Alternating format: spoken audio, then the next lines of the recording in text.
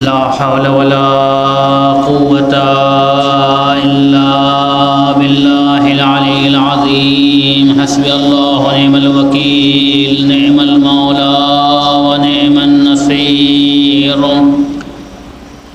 الحمد لله الذي هدانا لهذا وما كنا لنهتدي لولا أن هدانا الله لقد جاءت رسل ربنا بالحق والصلاة والسلام على سيد الأنبياء والمرسلين خاتم النبيين أبي القاسم محمد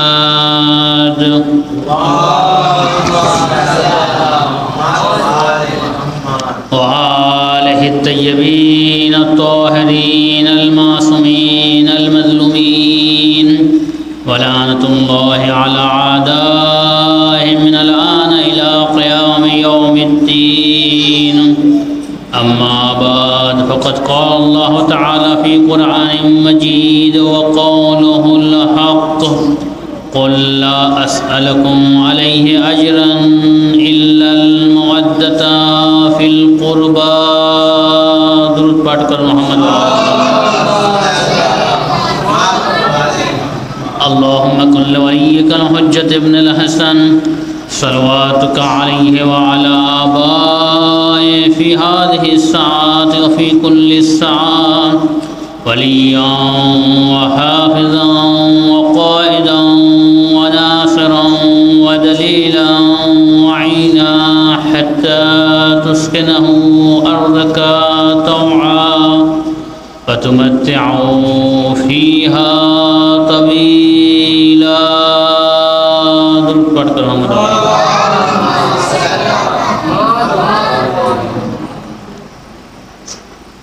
সমস্ত মুমিন ও মুমিনা দুনিয়ায় যত আজাদারানে শহীদ ও শুহাদা রয়েছেন তাদের খিদমতে এবং উলামা সুলাহা মারাজে এবং দ্বীনের খিদমত গুজার যারা রয়েছেন তাদের সকলের খিদমতে বিশেষ করে আমাদের যুগের ইমাম মেহেদী আলাইহিস সালামের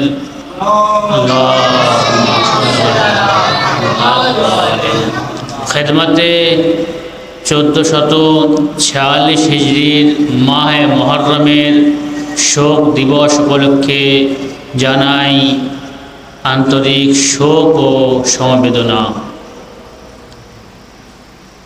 মুহররমের চাঁদ উদয় হয়েছে, সারা দুনিয়ায় শোকের ছায়া ঘিরে গিয়েছে এবং শোকের জন্য সকলে নিদের মসজিদে, নিদের ইমাম বারগাতে, হোসাইনিয়াতে, নিজেদের শিক্ষা কেন্দ্রে, যেখানে যেখানে যাদের যে স্থান রয়েছে তারা সকলে কি করছেন না ইমাম হোসেন আলাইহিস সালামের জন্য, ইমাম হোসেনের স্মরণ করার জন্য, তাদের দুঃখে দুঃখিত হওয়ার জন্য তিনি কি করছেন সকলে নিদের স্বস্থানে আজাদারের এবং আজাদারির ব্যবস্থা করেছেন। এই আজাদারি এমন একটি চিরাগ, এমন একটি আলো, এমন একটি প্রদীপ যার মাধ্যমে সারা দুনিয়ায় হোসাইনি পয়গামকে প্রচার করছে। আজকের প্রায় 1400 বছর হয়ে গিয়েছে কারবালার ঘটনা, কিন্তু আজও সেই কারবালার ঘটনাকে স্মরণ করে হোসাইনিরা বর্ণনা করতে থাকেন এবং সেটাকে জীবিত রেখেছেন। কেন? আল্লাহ তাআলা বলেছেন যে ফাযকুরুনি আযকুরুকুম, कि তোমরা আমার জিকির করো, আমার স্মরণ করো, আমি তোমাদের স্মরণ করব।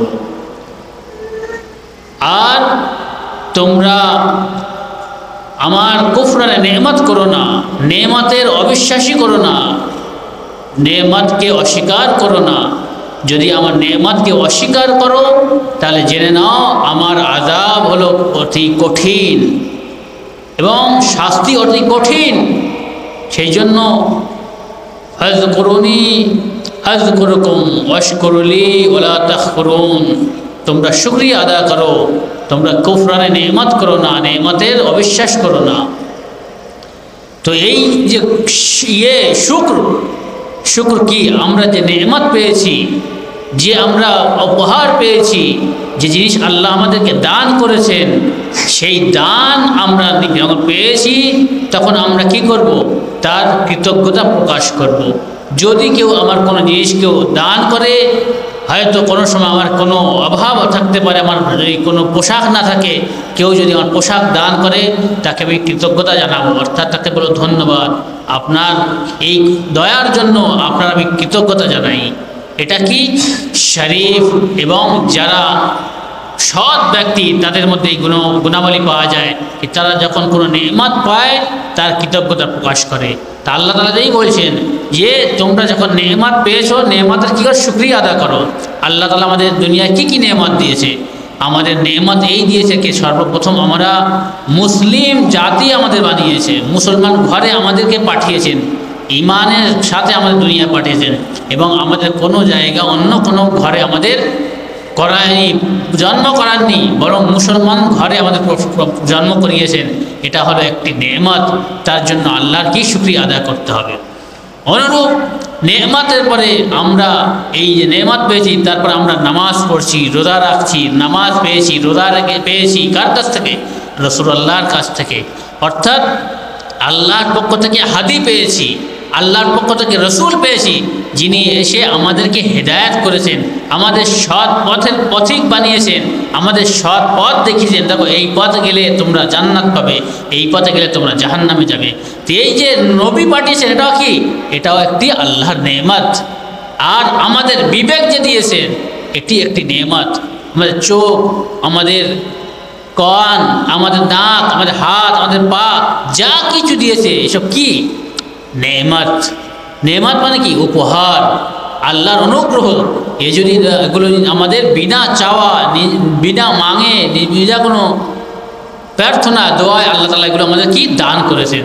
এর মধ্যে যে জিনিসগুলো দিয়েছেন আল্লাহ তাআলা, সব জিনিসের যদি আমরা কৃতজ্ঞতা জ্ঞাপন করি এবং আমরা শুকরিয়া আদায় করি, তাহলে আমরা সব জিনিস এক একটা করে স্মরণ করতে করতে জীবন শেষ হয়ে যাবে। আল্লাহর নেয়ামতকে গুণে আমরা শেষ করতে পারবো না, আমরা তার শুকরিয়া আদায় করতে পারবো না। ওই জন্য যতটা হয় আমাদের কী করতে হবে? আল্লাহর শুকরিয়া আদায় করতে হবে।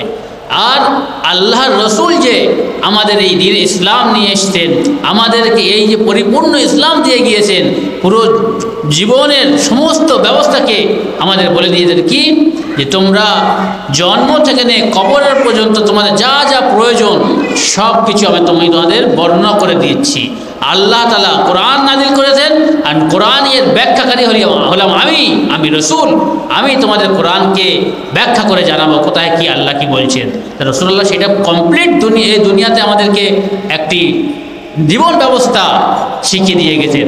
আর তার জন্য আমাদের শুকরিয়া আদায় করতে হবে। আর শুকরিয়া আদায় কী করতে হবে? আল্লাহ যে জিনিস আমাদের দিয়েছেন সেই জিনিসকে স্মরণ করা, এটি হলো শুকরিয়ার একটি দিক। যিনি আমাদেরকে দিয়েছেন আল্লাহ তাআলা, আমরা কি করি? বিভিন্ন সময় বিভিন্ন এলাকায় যখন কোনো অনুষ্ঠান হয়, কোনো একটা বাৎসরিক অনুষ্ঠান হয়, যে এই দিনে অমুক জিনিস হয়েছিল, এই দিনে আমার পিতা হজে গিয়েছিল, এই দিনে আমার ছেলের জন্ম হয়েছিল, এই দিনে আমার দাদা পরলোক গমন করেছেন। এই সব জিনিসকে স্মরণ করে আমরা কি করি? তার ইয়াদকে জীবিত রাখি, তার স্মরণকে জীবিত করি, তার আলোচনা করি, তার জীবন নিয়ে আলোকপাত করি, যারা জানে না তাদের কাছে পৌঁছে দেই যে তিনি এই ব্যক্তিত্ব ছিলেন, তার মধ্যে এই সব গুণাবলী ছিল। কী জন্যে? তাকে স্মরণ করে মানুষের কাছে পৌঁছে দেওয়া যায় তিনি এক ব্যক্তি এতটা উপকার করে দিয়ে গেছেন। তাহলে কোনো ব্যক্তি যদি কারোর উপর যদি দয়া করে, অনুগ্রহ করে, তাকে স্মরণ করা এটা একটা যোগ্য সন্তানের পরিচয় দেয়। তা আমরা যদি যোগ্য উম্মত হয়ে থাকি, রাসূলুল্লাহ যে এতগুলো আমাদের নেয়ামত দিয়েছেন সেগুলো আমরা কেন তার স্মরণ করব না, জিকির করব না? আর এই দিন ইসলামকে যখন আল্লাহ রসুল নিয়ে এসেছিলেন, নিয়ে আসার পরে তার পরিবর্তে রসুলাল্লাহর কাছে কিছু আরব লোক তারা বলেছিলেন, হে রসুলাল্লাহ, আপনি আমাদেরকে জাহান্নামের থেকে বের করে নিয়ে জান্নাতে নিয়ে এসছেন, আপনি আমাদের আগুন থেকে বের করে নিয়ে ফুলের বাগানে দিয়ে এসছেন, আল্লাহ আমাদের রসুলাল্লাহ, আপনি আমাদের কুফর ও নেফাক থেকে দূর করে বের করে নিয়ে এসে আমাদের ঈমান এবং তাকওয়ার জায়গায় আমাদের পৌঁছে দিয়েছেন। আল্লাহ রসুল আমাদেরকে মানে জাহেল থেকে, জাহালাত থেকে, মূর্খ থেকে নিয়ে আলিম বানিয়েছেন এবং ঈমান দিয়েছেন এবং তাকওয়ার জ্ঞান দিয়েছেন। তাহলে কি রাসূলুল্লাহ এই যে মেহনত করেছেন, আর রাসূলুল্লাহ এই প্রচারের ক্ষেত্রে কি করেছেন? কখনো কাঁটার উপরে হেঁটেছেন, কখনো তার উপরে আবর্জনা ফেলে দেওয়া হয়েছে, কখনো তাকে পাথর মারা হয়েছে, কখনো তার উপরে এই উটের নাড়ি ঘুরিয়ে এনে ফেলে দেওয়া হয়েছে, কখনো তাকে এত পাগল বলেছে, মজনু বলেছে, দিওয়ানা বলেছে এবং জাদুঘর বলেছে, বিভিন্ন মানে তাকে অপবাদ দিয়ে রাসূলুল্লাহকে কী করেছেন? কষ্ট দিয়েছেন। এই কষ্ট কী জন্যে? এই কষ্ট রাসূলুল্লাহ সব সহ্য করেছেন। কী জন্যে? এক একটা ব্যক্তির ঈমান নিয়ে আসতে পারে যেন, এক একটা ব্যক্তি যেন মুমিন হতে পারে যেন, এক একটা ব্যক্তি যেন কাফের থেকে বের হয়ে যেন, কুফর থেকে বের হয়ে যেন ঈমানের মধ্যে যেন প্রবেশ করতে পারে, জাহান্নামের থেকে বের হয়ে যেন জান্নাতে প্রবেশ করতে পারে। এই সমস্ত কষ্ট করে কী জন্যে? মানুষের হেদায়েতের জন্য, যে মানুষ হেদায়েত পাক, আল্লাহ এক, আল্লাহর বিশ্বাসী হোক, রসুলের বিশ্বাসী হোক, কিয়ামতের বিশ্বাসী হোক, ইমামতের বিশ্বাসী হোক, রসুল এবং ফেরেশতা এবং কিতাব এবং আখিরাতের যেসব অদৃশ্য রয়েছে সেগুলো যেন বিশ্বাস করতে পারে। তাহলে কি হবে? সেটা হলে তাহলে সে মুমিন হবে, আর মুমিন হলে তখন সে আল্লাহর নৈকট্য লাভ করবে, আল্লাহর সন্তুষ্টি অর্জন করতে পারবে। আল্লাহ যার প্রতি সন্তুষ্ট হয়ে যাবে তাকে আল্লাহ জান্নাতে প্রবেশ করবে। দুরূদ মুহাম্মদ ওয়া আলি মুহাম্মদ।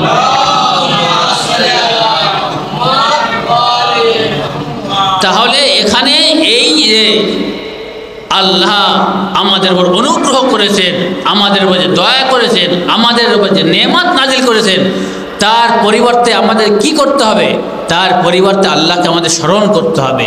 আর তার স্মরণ করার জন্য সর্বোত্তম উপায় হলো 5 মর্তবা নামাজ পড়া এবং তার সাথে সাথে সমস্ত জিনিস যেটা দিয়েছেন সেটা বছরে একবার রোজা রাখা, জীবনে একবার হজ যদি ওয়াজিব হয়ে যায়, সে যদি হজের যাওয়া আসার যদি খরচা তার এসে যায়, তাকে হজ জীবনে একবার ওয়াজিব হয়ে করেছেন আল্লাহ তাআলা, তাহলে তাকে হজে যেতে হবে। অনুরূপ তাকে জাকাত দিতে হবে, জাকাতের যে বন্টন, যে মাল তার যদি তত এসে যায়, 748 কিলো যদি ধান হয়, শস্য হয়, তার 10 ভাগের 1 ভাগ দিতে হবে। অনুরূপ খোমস আছে, কিছু জিনিসের উপরে খোমস দিতে হবে। এরকম যখন জেহাদের দরকার হবে, যুদ্ধ দরকার হবে কুফরদের কাফিরদের বিরুদ্ধে, তখন জেহাদ করতে হবে। এসব জিনিস কি? এগুলো আল্লাহ তাআলা আমাদেরকে দান করেছেন, এগুলো আমাদেরকে মেনে চলতে হবে। তাহলে এর পরিবর্তে কি আল্লাহ যেগুলো আমাদের দান করেছেন তার পরিবর্তে আমাদের এগুলো আদায় করতে হচ্ছে, এটা হলো শুকরিয়া। যদি আমরা এগুলো করে থাকি তাহলে আমরা নিজের কর্মের মাধ্যমে কী করছি? আল্লাহর কৃতজ্ঞতা প্রকাশ করছি, আল্লাহর শুকরিয়া করছি, আল্লাহর নেয়ামতের প্রতিদান আমরা দেওয়ার চেষ্টা করছি। প্রতিদান দেওয়া যাবে না, কিন্তু আমরা চেষ্টা করছি আল্লাহ যেগুলো আহকাম আমাদেরকে বলেছেন, যেগুলো আমাদেরকে করতে বলেছেন, সেগুলো করছি। তাহলে এর মাধ্যমে যখন আল্লাহ স্মরণ করছি, আল্লাহ তারপরেও বলতেন তোমরা আমার স্মরণ করো, আমি তোমার স্মরণ করব। তাহলে এখানে দেখছি দিন ইসলামকে যখন কমপ্লিট করে রাসূলুল্লাহ চলে গেলেন, কবে? গাদির রকমের ময়দানে যখন রাসূলুল্লাহ আলী আলাইহিস সালামকে 2 হাতে তুলে বলেছিলেন যে আমি তোমাদের মাঝে যখন থাকবে না, এই আলী তোমাদের মাঝে থাকবে, আর এর তোমরা অনুসরণ করবে। আমার অবর্তমানে তোমাদের ইমাম হলো হযরত আলী। দুরূদ পাঠ করে মুহাম্মদ ওয়া আলি মুহাম্মদ। তাহলে এই যে নেয়ামত দিয়েছেন যে আমার অবর্তমানে 12 জন ইমাম হবে, আর 12 জনের প্রথম কে? হযরত আলী, লাস্ট হবে কি ইমাম মেহেদি। এই 12 জনের খলিফা, 12 জনের যে ইমাম, 12 জন যে আমির, তোমাদের যে মাওলা হবে, এই কর্তা হবে, এই 12 জনকে তোমাদের মানতে হবে।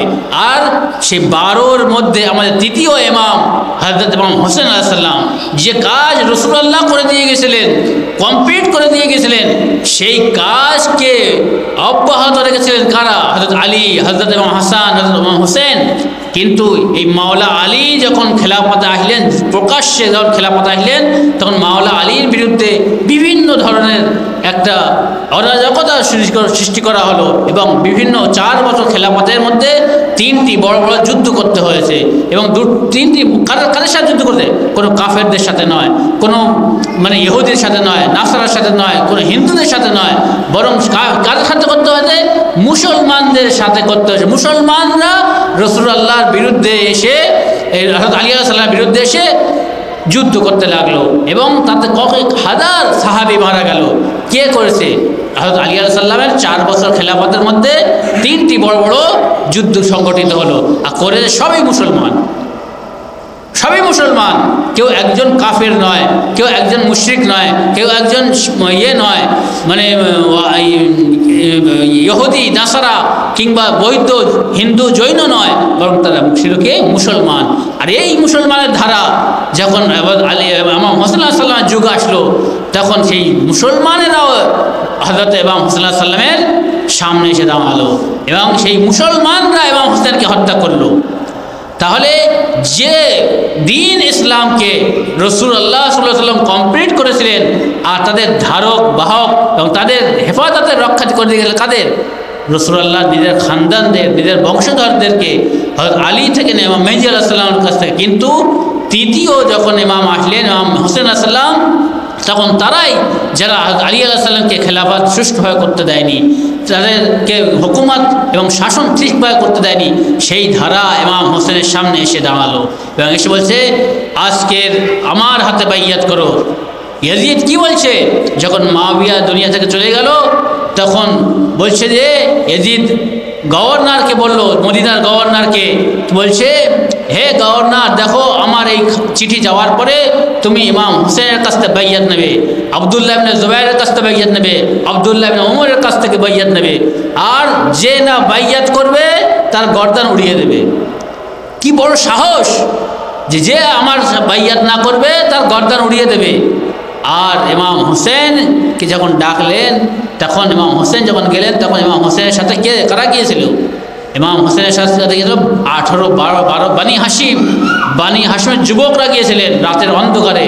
যখন ইমাম হোসেনকে ডাকছে মদিনার যেই গভর্নর, তখন ইমাম হোসেন বলছে, এই রাতের বেলা কেন ডাকছে? নিশ্চয়ই মুআবিয়া মারা গিয়েছে, এবং নিশ্চয় কোনো ঘটনা ঘটেছে যে আমার ডাকছে কী জন্যে।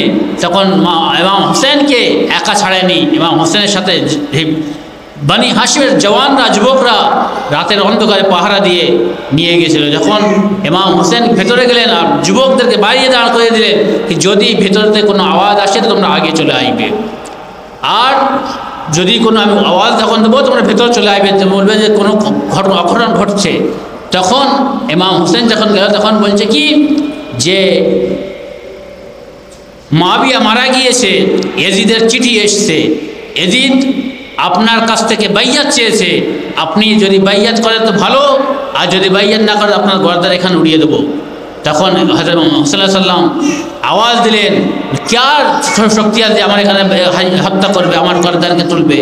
তখন বাইরে থেকে সব বানি হাশিমের যুবকরা সব ভেতরে আইসা বুঝতে পারলো যে ইমাম হোসেনের কাছ থেকে বাইয়াত চাচ্ছে। তখন ইমাম হোসেন বাইয়াত করলো না। তখন ইমাম হোসেন কি বললেন? যে বললেন যে দেখো, আমার মতো ব্যক্তি ইয়াজিদের মতো ব্যক্তির হাতে বাইয়াত করতে পারে না, অর্থাৎ আমার নানা রসুল, আমার নানা হলেন হযরত মুহাম্মদ মুস্তাফা সাল্লাল্লাহু আলাইহি ওয়াসাল্লাম, আমার পিতা হলেন শেরে খোদা মাওলা আলী আলাইহিস সালাম, এবং আমার মাতা হলে জান্নাতের সর্দারিনী, মহিলাদের জান্নাতের রমণীদের সর্দারিনী, এবং দুনিয়া এবং আখিরাতের রমণীদের সর্দারিনী ফাতেমা জাহরা সাল্লাল্লাহু আলাইহা। আমার ভাই হলেন হাসান, জান্নাতের যুবকদের সর্দার, আমি নিজেও হলাম স্বয়ং জান্নাতের যুবকদের সর্দার। আমার মতো ব্যক্তি, যার ইয়াজিদের মতো ব্যক্তি, যার নানা দাদা হলো আবু সুফিয়ান, সারা জীবন যুদ্ধ করে রাসূলুল্লাহর সাথে, মুআবিয়া হলো তার বাপ, যে সর্বদা আলী আলাইহিস সালামের সাথে যুদ্ধ করে এবং হাসানকে শহীদ করেছে।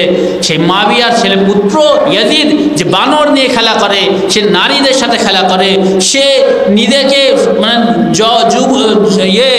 জেনা, ব্যভিচার, অত্যাচার এবং সব কিছু করে, মদ গাঁজা এবং সব কিছু সে করে, তার মতো ব্যক্তির সাথে আমার মতো ব্যক্তি কোনোদিন বাইয়াত করতে পারে না। তাহলে ইমাম হোসেন কি বলেছেন? যে আমার মতো ব্যক্তি ইয়াজিদের মতো ব্যক্তির সাথে বাইয়াত করতে পারে না, তার হাতে নিজেকে সঁপে দিতে পারে না। বাইয়াত মানে কি? বেচে দেওয়া। ব্যয় মানে কি? ব্যয় হলো মানে বেচা, ব্যয় থেকে বাইয়াত। অর্থাৎ আমি তোমার হাতে হাত দিলাম, হাত দিলে বলে তুমি যা বলবে তোমার কাছে মাথা নত করে স্বীকার করে নিলাম, তোমার বশ হয়ে গেলাম, তোমার আমি আন্ডার হয়ে গেলাম, তুমি যা বলবে আমি মেনে নিলাম। বাইয়াত মানে নিজেকে বেচে দেওয়া আর তার আত্মসমর্পণ করা, এবং তিনি যা বলবে সেটাকে মেনে নেওয়া, তাকে বলে বাইয়াত। তো ইমাম হোসেনের কাছ থেকে বাইয়াত চেয়েছিলেন। ইমাম হোসেন বলেন আমি এজিদের সাথে বাইয়াত করবো, এ কথা বলেনি। এটা যদি বলতেন তাহলে সীমিত হতো যে ইমাম হোসেন এজিদের সাথে বাইয়াত করতে অস্বীকার করতেন। কিন্তু ইমাম হোসেন পুরো একটি ঐতিহাসিক একটি বাক্য বললেন, কি? আমার মতো ব্যক্তি ইয়াজিদের মতো ব্যক্তির সাথে বাইয়াত করতে পারে না। মানে আমার চরিত্র যার মধ্যে থাকবে, আমার মতো গুণাবলী যার মধ্যে থাকবে, ইয়াজিদের মতো গুণাবলী লোকের সাথে জীবনে কোনো দিন বাইয়াত করতে পারে না। সেই যে রেখা টেনে দিয়ে গেছেন, সেই যে মানদণ্ড করে দিতেন, সেই যে একটি নির্ধারণ একটা কায়দা কুল্লি করে দিয়ে গেছেন যে ইমাম হোসেনের মতো চরিত্রবান ব্যক্তি যারা হবে, আদম থেকে নিয়ে ইমাম মেহেদী আলাইহিস সালাম পর্যন্ত যারা ইমাম হোসেনের পথে থাকবেন, তারা এই শয়তান, নমরুদ, তারপরে যারা রয়েছে আবু সুফিয়ান ও মুআবিয়া ও ইয়াজিদ, এদের হাতে বাইয়াত করতে পারে না। এরা হলো একই ক্যাটাগরির লোক যারা সর্বদা রাসূলুল্লাহর বিরুদ্ধে এসছে, ইমামের বিরুদ্ধে এসছে, এবং ইমাম হোসেনের বিরুদ্ধে কে এসছে? ইয়াজিদ এসছে। তাহলে ইমাম হোসেন কি বললেন?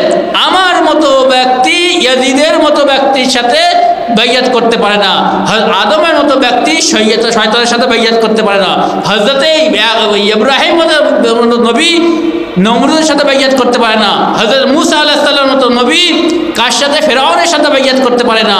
অনুরূপ হযরতে মুহাম্মদ মুস্তাফা সাল্লাল্লাহু আলাইহি ওয়াসাল্লাম কোনদিন আবু সুফিয়ানের সাথে বাইয়াত করতে পারে না। যুদ্ধ করবেন কিন্তু বাইয়াত করবেন না। দুরূদ পাঠ করেন মুহাম্মদ। অনুরূপ আলী আলাইহিস সালাম যুদ্ধ করেছেন, বাইয়াত করেননি। ইমাম হোসেন যুদ্ধ করেছেন, বাইয়াত করেন। দুরূদ পাঠ করেন মুহাম্মদ ওয়া আলি মুহাম্মদ। এই যে স্মরণ করা হচ্ছে, ফাযকুরুনি আযকুরুকুম, আল্লাহ তাআলা কি বলছেন? তোমরা আমার স্মরণ করো, আমি তোমাদের স্মরণ করব। ইমাম হোসেন কি করেছেন? ইমাম হোসেন আল্লাহকে স্মরণ করেছেন, আর এমনভাবে স্মরণ করেছেন, এমন পরিস্থিতি স্মরণ করেছেন, সেই নজির দুনিয়ায় কোনো জায়গায় নেই। সেই জন্য আজকের ইমাম হোসেনের যেভাবে স্মরণ করা হয় পুরো দুনিয়াতে, আর কারো স্মরণ করা হয় না। হযরত ইব্রাহিম আল্লাহকে স্মরণ করেছিলেন, ইব্রাহিমের স্মরণ আজও আল্লাহ তাআলা আমাদের মাধ্যমে করাচ্ছেন কিনা? প্রতি বছর যে আমরা কোরবানি দিই, কার ইয়াদ, কার স্মরণ? ইব্রাহিমের স্মরণ। ইব্রাহিমের কাছে এক একটি করে প্রশ্ন, এক একটি করে পরীক্ষা নিয়েছেন আল্লাহ তাআলা। কিভাবে? কখনো বলছেন, হে ইব্রাহিম, তোমার এই নমরুদের আগুনে তোমার পড়তে হবে। ইব্রাহিম বলছে, আল্লাহ আমি তৈরি আছি, আমি নমরুদের আগুনে যাব, কিন্তু নমরুদের হাতে বাইয়াত করব না। বলছেন যে ইব্রাহিম, দেখো তুমি যখন এই পরীক্ষা পাশ করে তোমার উত্তীর্ণ করে দিলাম, কিন্তু তোমার এরপরে আরো পরীক্ষা রয়েছে। তুমি আরো যদি বড় পদমর্যাদা যেতে চাও, তোমার পরীক্ষা দিতে হবে। কি করতে হবে?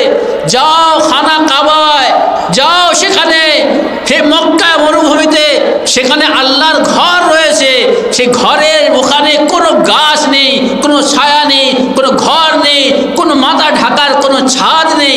সেখানে যাও, ছোট্ট ইসমাইলকে আর হাজরাকে সেখানে ছেড়ে দিয়ে তুমি চলে যাও, তোমার জায়গা তুমি চলে যাও, ফিলিস্তিনে চলে যাও, কিন্তু তুমি যেন ওখানে থেকো না। নিজের বিবি বাচ্চাকে মরুভূমিতে রেখে যাওয়া কি সহজ? কি বিরাট বড় কঠিন পরীক্ষা। আগুনের ভেতরে গেলেন, গুলজার হয়ে গেল। এখানে নিজের স্ত্রী এবং বাচ্চাদেরকে ছেড়ে চলে যাচ্ছেন, আল্লাহর ওপর ভরসা করে, আল্লাহ আদেশ দিয়েছেন, চলে গেলেন। এই রকম ইমানদার এবং এই রকম ইয়াকিন এবং বিশ্বাস কার ছিল? এবার ইব্রাহিম। ওই জন্য ইব্রাহিমের স্মরণ করা হচ্ছে আজ। নবীদের মধ্যে ইব্রাহিম যত বড় বড় কঠিন যে পরীক্ষা দিয়েছে, আর কেউ দেয়নি। এই পরীক্ষাকে আল্লাহ তাআলা পরিবর্তন করেছেন জিবে আজিম। নিজের কখনো বলছে, এই ইব্রাহিম যাও, নিজের এই ইসমাইলকে, এবার নিজের এই দুলারাকে, নিজের জারের টুকরাকে, নিজের কলিজার টুকরাকে যাও, নিজের হাতে গিয়ে আপনাদের মধ্যে নিজের সন্তানকে নিজের হাত দিয়ে কোরবানি করবেন? বলুন কে আছে? এত বড় পরীক্ষা আল্লাহ ইব্রাহিমের কাছ থেকে নিয়েছেন। নেওয়ার পর আল্লাহ তাআলা বলছেন, যাও ইব্রাহিম, তোমায় আজকে তোমার ছেলেকে আমি বাঁচিয়ে দিলাম, দিয়ে আমি জুম্বাকে জান্নাত থেকে এনে তাকে জবাই করে দিলাম, কিন্তু তুমি তোমার নিজের সেই পরীক্ষাকে তুমি সম্পূর্ণ করে দেখিয়েছো। সেই জন্য তোমার এই সব জিনিসকে আমি মানব জাতির জন্য, মুমিনদের জন্য, যারা হজে আসবে তাদের জন্য আমি ফরজ করে দিলাম। দেখো হাজরা দৌড়েছিল কি জন্য? হযরত ইসমাইলের পানির জন্য। 7 বার এদিকে 7 বার ওদিকে, সাফা আর মারওয়া 2 পাহাড়ের মাঝে দৌড়েছিলেন। কে? হযরত হাজরা বিবি। সেটাকে আজও প্রত্যেক ব্যক্তি হাজিদের জন্য আল্লাহ তাআলা কি করলেন? ওয়াজিব এবং ফরজ করে দিয়েছে। হে হাজিরা, তোমরা যখন যাবে হজ করতে, হে মা হাজরার অনুসরণ করো। যদি এটা না করো তোমাদের হজ কমপ্লিট হবে না। তাহলে এখানে রাসূলুল্লাহ যে হজ করেছেন হযরত ইব্রাহিমেরকে স্মরণ করেছেন, যত নবী এসেছেন ইব্রাহিমকে স্মরণ করেছেন, এবং যত দিন পর্যন্ত এই মানব জাতি থাকবে মুসলমানরা হজ করতে যাবে হযরত ইব্রাহিমকে স্মরণ করবে। শুধু ইব্রাহিমের জন্য নয়, হযরত ইসমাইলের জন্য, হযরত হাজরার জন্য, এবং হযরত ইসমাইলের পা লেগে যে পা ছটকেছিলেন, পা আঙুল লেগে গুল্লি লেগে যেখানে পানি বের হয়েছিল জমজম, সে পানিকে বরকতময় পানি বানিয়েছেন, সে পানিকে পবিত্র পানি বানিয়েছেন। সে পানি হাজিরা পান করেন এবং সারা দুনিয়ায় নিয়ে যান, যে যেটাকে বন্টন করেন। তাহলে সেই পানিকে কেউ বলে না শিরক। হযরত ইব্রাহিমের সন্তানকে যখন হত্যা করলেন, যখন জবাই করলেন, তখন বললে, হে ইব্রাহিম, দেখো তোমার এই জিনিসকে আমি সারা জীবন, সারা কিয়ামত পর্যন্ত, সারা দুনিয়া যতদিন থাকবে ততদিন পর্যন্ত এটাকে আমি জীবিত রাখবো। তুমি আমাকে স্মরণ করেছো, আমি তোমাকে স্মরণ করছি। তো ইব্রাহিম আলাইহিস সালামের এই সন্তানদের, যারা হজে যেতে পারবে না, তাদের জন্য বলা হয়, যাও নিজের বাড়িতে কোরবানি করো, ইব্রাহিমকে স্মরণ করো। ইব্রাহিমকে ভুলে গেলে হবে না। কেন? ফাযকুরুনি আযকুরুকুম, আমার স্মরণ করো, আমি তোমাদের স্মরণ করব। তাহলে আল্লাহকে স্মরণ করেছিলেন সর্ববেশি করে কে? হযরত ইব্রাহিম। বড় বড় পরীক্ষা দিয়েছেন এবং সে পরীক্ষা পাশ করে দেন। সেই জন্য আল্লাহ তাআলার ওপরে এটা হয় যে তুমি আমার স্মরণ করো, তো আমি তোমার স্মরণ করব। সেই জন্য তো আজকের সারা দুনিয়ায় বকরা ঈদে যখন হয়, তখন কিছু হোক না হোক, 7 ভাগ হোক 10 ভাগ হোক, কুরবানি দিতে হবে। কি জন্য? ইব্রাহিম আলাইহিস সালামের ছেলে জিন্দা আছে, ইব্রাহিমের ছেলে জিন্দা হয়ে গেছে, দুম্বা হয়ে গেছে। সেই পরীক্ষাকে সামনে রেখে, সেই স্মরণকে সামনে রেখে আজকের আমরা কুরবানি দেই। তাহলে আল্লাহ তাআলা কি বলছেন? যখন ইব্রাহিমের সন্তানকে বাঁচিয়ে নিলেন, তখন ফাদায়নাহু বিযিবহিন আযীম, আমি এই ফাদিয়া দিলাম একটা অন্য বড় একটি বিরাট মহান একটি জিবহার মাধ্যমে। আর সে কি জিবহা? মহান আযীমকে, আযীম এবং মহান যে কুরবানি, সেটা হলেন ইমাম হুসেন আলাইহিস সালাম।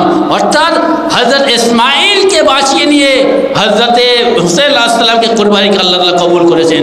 বলছে একে ফিদিয়া বানালাম একটি মহান কুরবানির জন্য। আর সেই জিবহিন আযীম হলেন হযরতে ইমাম হুসেন আলাইহিস সালাম।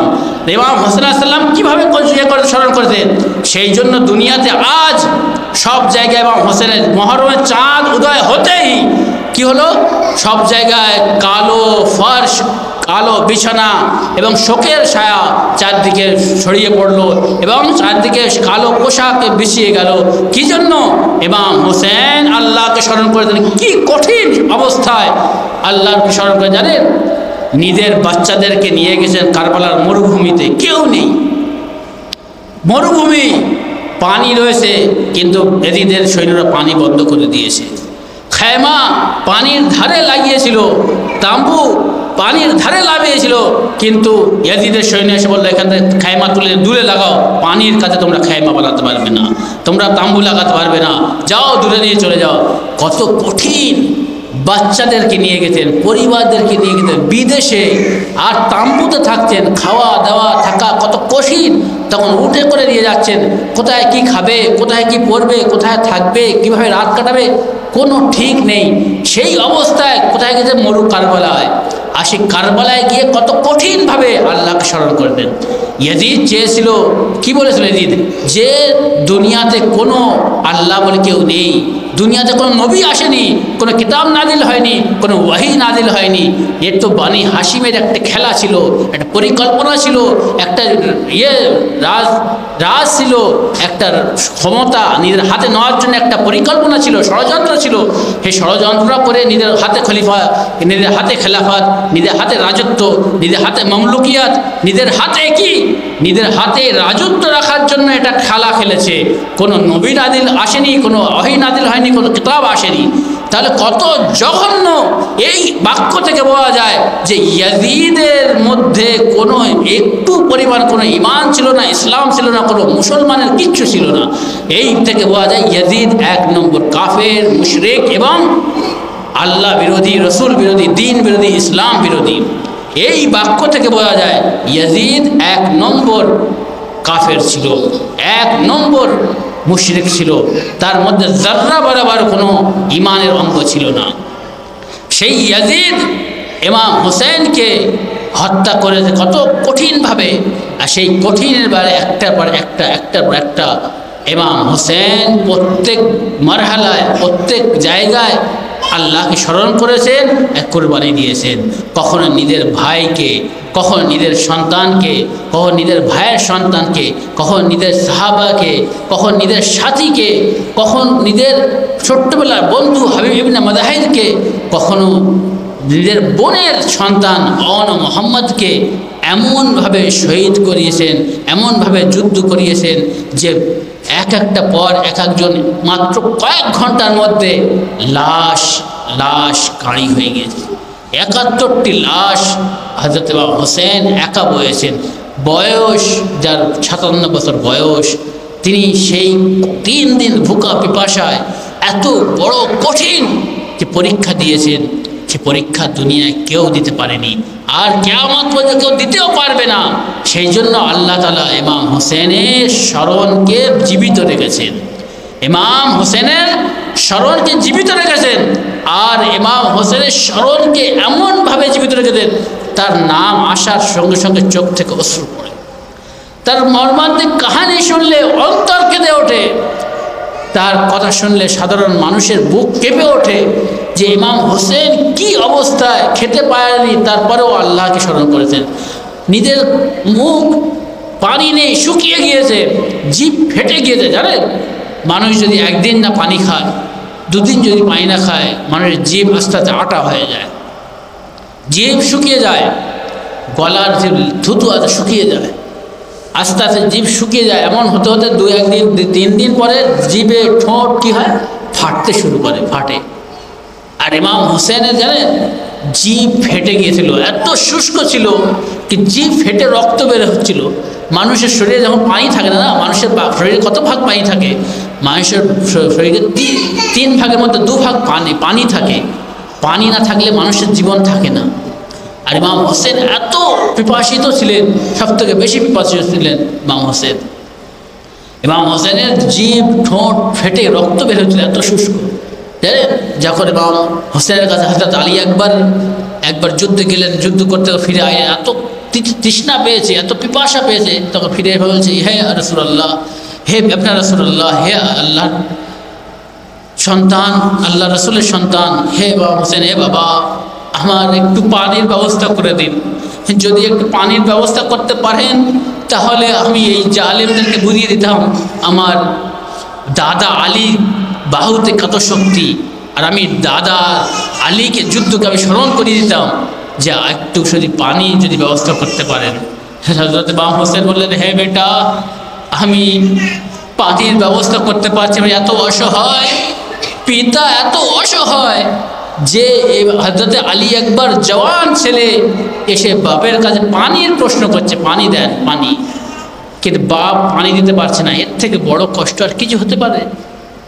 কোনো বেটা যদি গিয়ে নিজের বাপের কাছে বলে, বাবা আমাকে একটা পানি দাও, পানি পাও খাবো, বাপ যদি না দিতে পারে তাহলে বাপের অন্তর কত কষ্ট পায় যে বাপ পানি দিতে পারছে না সন্তানকে।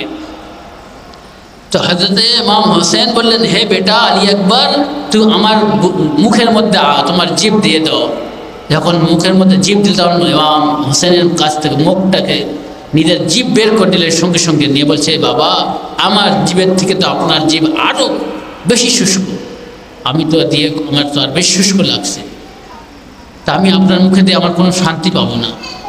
তখন ইমাম হোসেন কী করলেন, নিজের আংটি খুলে নিয়ে হযরতে আলী আকবরকে দিলেন, বললেন, এই বেটা এইটা মুখে দাও, হয়তো কিছু হতে পারে, ঠান্ডা অনুভব করতে পারো। নিজের আংটি খুলে হযরতে আলী আকবরের মুখে দিলেন। হযরত আলী আকবর আবার চলে গেলেন যুদ্ধে। মানে এইরকম পরিস্থিতিতে একের পর এক সকাল থেকে নিয়ে আসর পর্যন্ত কটি লাশ, কারোর বাড়ির বাড়িতে একটা মাইয়াত হয়ে যায়, মাইয়াত বাড়ির লোক সব পরেশান হয়ে যায়।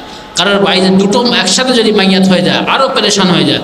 কারোর বাড়িতে 3টে 4টে 5টা যদি মাইয়াত হয়ে যায়, আর যদি অ্যাক্সিডেন্ট হয়ে যায়, কারোর যদি রক্তাক্ত অবস্থায় বাড়িতে লাশ আসে, তার মার কি হবে, তার বাপের কি হবে, তার বোনের কি অবস্থা হবে, তার ভাইয়ের কি অবস্থা হবে, নিজের ভাইদের যদি কারোর কাটা মাথা অবস্থায় দেখে কি হবে। আর মাত্র কয়েক ঘন্টার মধ্যে, কয়েক ঘন্টা, সকাল থেকে নিয়ে আসর পর্যন্ত কয়েক ঘন্টা, 7 ঘন্টা 8 ঘন্টা 9 ঘন্টা 10 ঘন্টা বেশি বেশি, এর মধ্যে 72টি লাশ, 71টি লাশ ইমাম হোসেন নিজের কাঁধে করে নিজের হাতে করে দেখেছেন, তুলেছেন, এনে খায়মায় জমা করেছেন। তাহলে বলুন এইরকম কঠিন পরিস্থিতি কার আছে দুনিয়াতে? দুনিয়াতে কারোর এই কঠিন পরিস্থিতি পরীক্ষা ইমাম হোসেন ছাড়া কেউ দেয়নি। সেই জন্য ইমাম হোসেনের এই জিক্র আজ পর্যন্ত জীবিত আছে, কিয়ামত পর্যন্ত জীবিত থাকবে।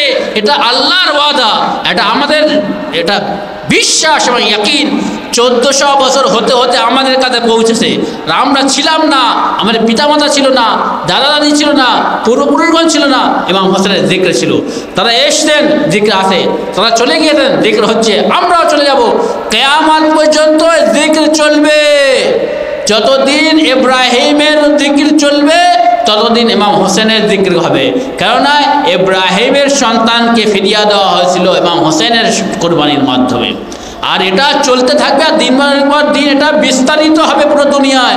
পুরো দুনিয়া যতদিন না বিস্তারিত হবে ততদিন এই চলতে থাকবে।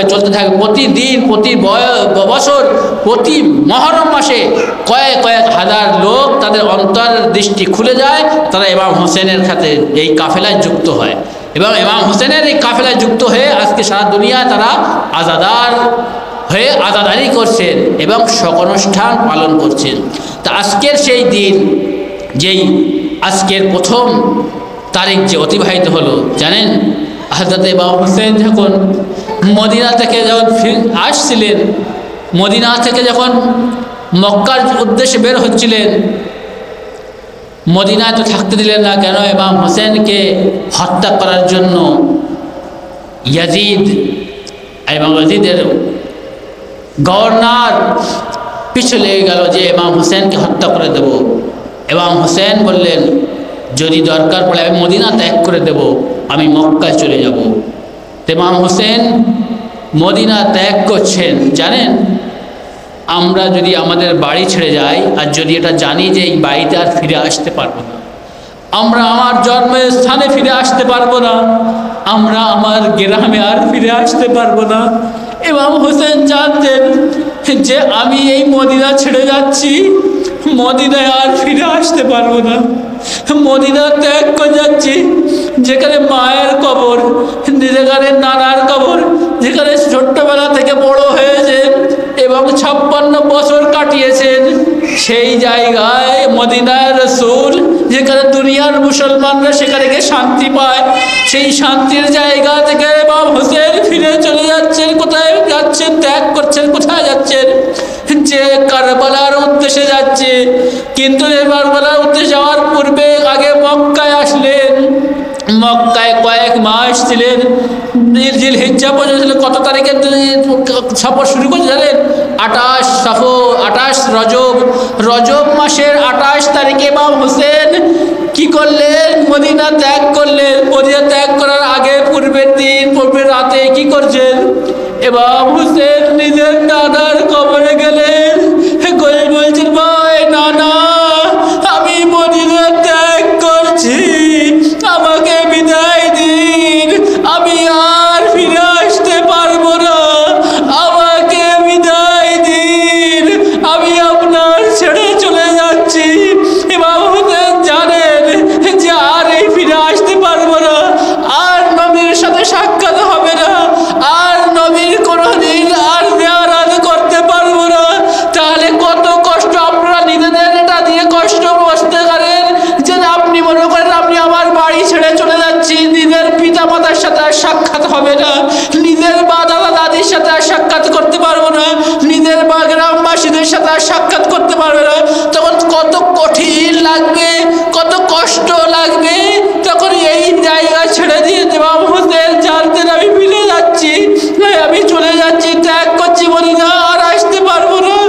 তখন নানার কাছ থেকে অনুমতি নিয়ে মায়ের কাছে গেলেন। মায়ের কবরে গিয়ে বলছেন, মা দুঃখিনী, হে মা, তুমি আমাকে জাতা পিষে পিষে আমাকে মানুষ করেছিলে, আমি হোসেন, তোমার হোসেন, আমি এখান থেকে চলে যাচ্ছি, আমি আর এই মদিনায় ফিরে আসবো না, আমাকে খোদা হাফেজ করেন। ইমাম হোসেন নিজের মায়ের কাছ থেকে বিদায় নিলেন, নিয়ে যখন রওনা হলেন, যখন তার পরের দিন রওনা হচ্ছেন, তখন সুগরা অসুস্থ ছিল। তখন ইমাম হোসেন সুগরাকে রেখে যাচ্ছে মদিনায়। আর সুগরা বলছেন, আলী আকবর ভাই, আমাকে নিয়ে যেতে আসবে, আমাকে নিতে আসবে, আমি তো মদিনায় আছি, আমি আসগারকে ছাড়া থাকতে পারি না, আমি আসগারকে নিয়ে খেলা করি, আমি আসগার আমার ছোট ভাই, কত সুন্দর, তাকে নিয়ে আমি কোলে করে ঘুরি, আমি আসগার ছাড়া থাকতে পারবে না। হে আলী আকবর আমার ভাই, আপনি যেখানে যান আপনি এসে আমাকে নিয়ে যেও, আমি বাপের ছাড়া থাকতে পারি না, আমি নিজের মায়ের ছাড়া থাকতে পারি না, আমি আলী আসগারকে ছেড়ে থাকতে পারবো না, আমাকে নিয়ে যাও।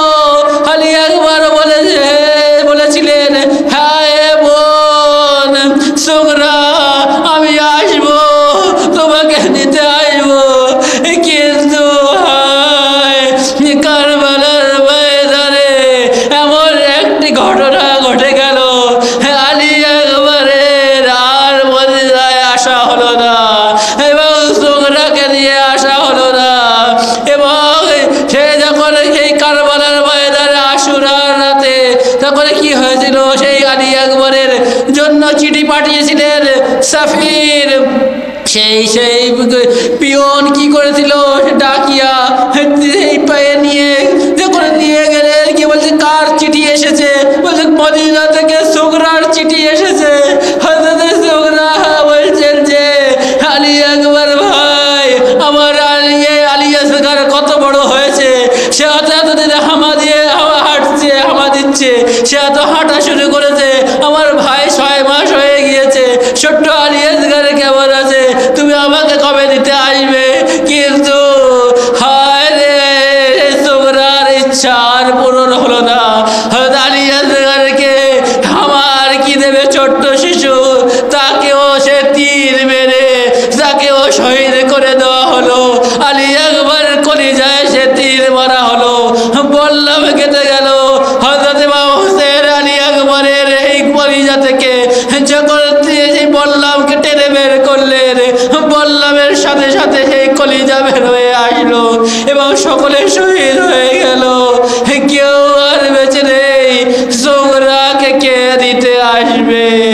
আলাতুল্লাহ আলাল কওমিল যালিমিন সালামুল্লাযিনা যালামু আইয়ামান কলবি ইয়ানকালিবুন রাযান বিকাদাই ওয়া তাসলিমান লিআমরি